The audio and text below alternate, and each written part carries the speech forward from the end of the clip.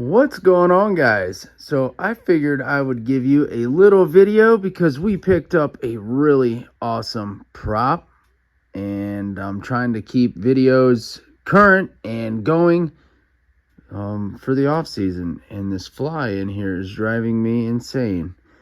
But as you can see, we picked up this pretty gruesome prop. This guy is called Bloodgins from hauntsupply.com. A buddy of mine was selling this thing, and I needed this like I needed a hole in my head, but I could not let this go anywhere but my house. So even when he dropped it off, he was like, I thought you were getting rid of stuff. I thought you weren't buying more stuff. And I said, well, me too. And then you posted this damn thing. So it just looks like it's a foam-filled latex body with pretty much a sheet over it with a bunch of latex on it, and then some fake razor wire. But this thing's pretty cool. It's got a pair of pants on, got a nice little metal base, and then some shoes. They pretty much have like an entire family, but this is the bloodiest, nastiest version. This thing is pretty cool. So I figured I'd give you guys a little video. It's like 5'2", 5'3", somewhere in there, but the whole thing's done top to bottom, front to back. It's a little dusty from sitting, but he dropped this thing off today, and I thought it was super cool. I don't know what I'm going to do with it. I eventually like to put like a studio in here. I need to get rid of a bunch of stuff that's back there in that corner. And then all my dark matter totes I need to move. Get some more of these animatronics out of my way. Get those out of here. Sell them, trash them, something. Get them out of here so I can move all these guys here against the wall, and then that frees up like 8 feet. So I'm hoping we can make that happen, and I can kind of set up some kind of studio wall against the back there, and I can use some of my haunt lighting and film my videos and stuff there, and store some stuff. Just kind of do this a little bit different. But yeah, I figured I would show you guys this sweet new life-size prop. You're definitely not finding this at Spirit Halloween, Lowe's, or Home Depot, or any of those places. This is a professional prop. This would go in pretty much any pro haunt, and these are pretty simple and easy to make. I mean, I could easily make these myself. The only hard part would be acquiring the foam body that goes with it. But I mean, in all reality, you just need to either sculpt one or have somebody help mold yourself, or a mannequin. That's probably what this was, is a mannequin that they molded, and then you just pour up your own. But yeah, besides that, we picked up some more stuff to use for props for dark matter. I picked up this serving tray today for $2.50 at Goodwill. Figured we'll do something crazy with that. I got another big pot here, which I have one back there somewhere. But I seen this with the lid, and I said, yep, we're grabbing it. Saw this old pitcher here, $3.50. I had to pick that up. And then I found this thing for like $5. And I'm not 100% sure what I'm going to do with it, but it's just plastic. It is cracked right here. But it's kind of a, you do whatever with this thing. But, I mean, since it is cracked quite a good ways down, you could always, when I do whatever to it, I'm going to have to glue it together and,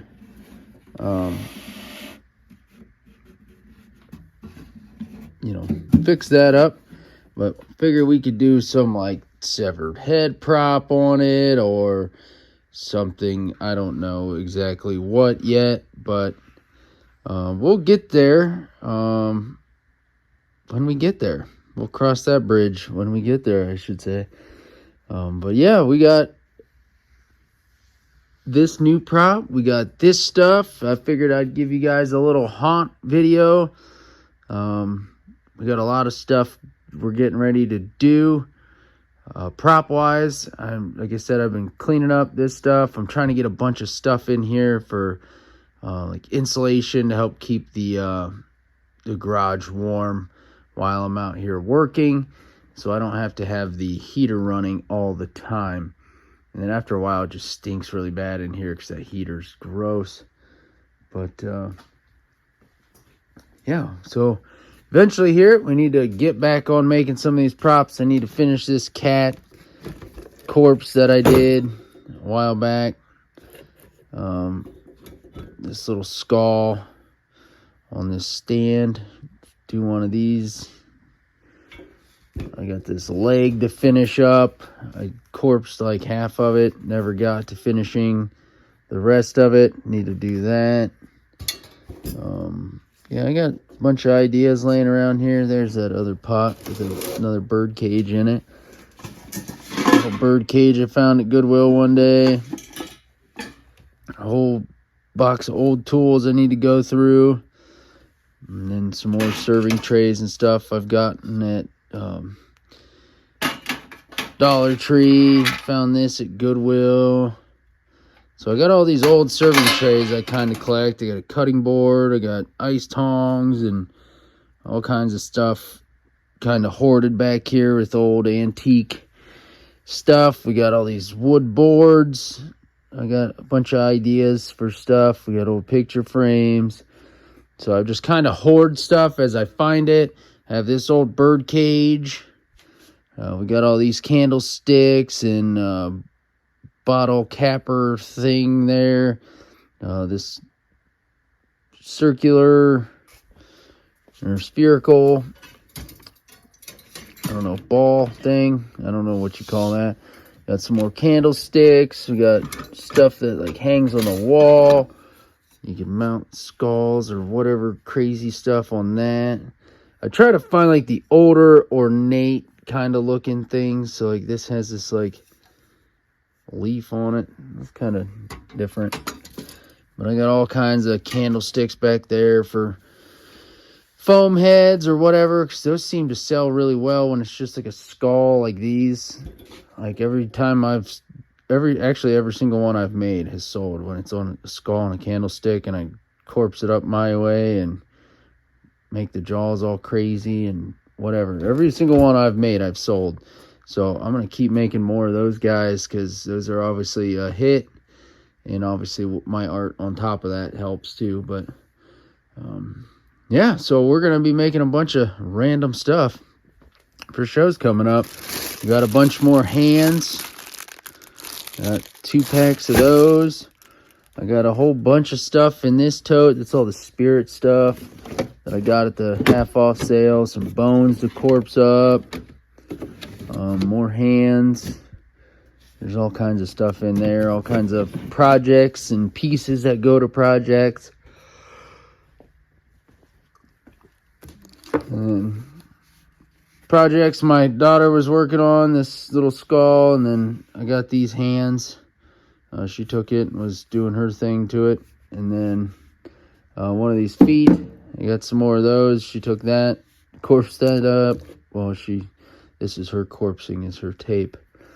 But yeah, so we got a bunch of stuff, a lot of projects. I got a box of old tools right there. I need to go through all those, figure out. It's all old wooden hand drills.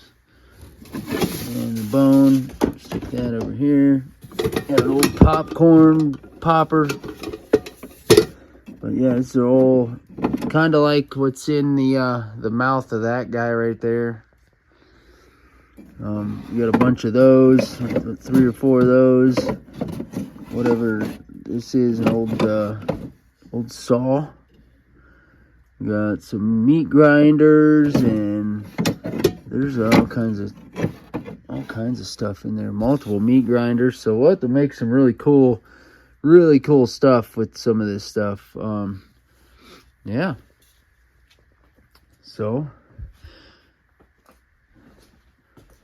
let me know down below in the comments what you guys think of the thrifted finds. Let me know, do you guys go thrifting for goodies? Like, you ever just go to Goodwill and hit multiple different Goodwills once a week or so and pick up random items? Like, I used to go to buy stuff all the time to sell online, and now I'm like hoarding random things. Like, I walked up there and the lady was probably thinking, what in the world are you doing with this stuff?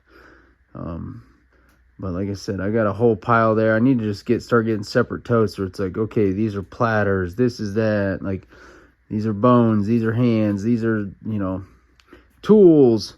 So everything's kind of in its own little thing, and I know where everything is. So when it comes time to making stuff, I'm not digging around everywhere. And then let me know what you guys think of this dude. He is awesome. Like I said, don't know what I'm going to do with him, especially the haunt-wise, because it is latex, so it can't just sit outside for 2-3 months. It would definitely have to be inside. But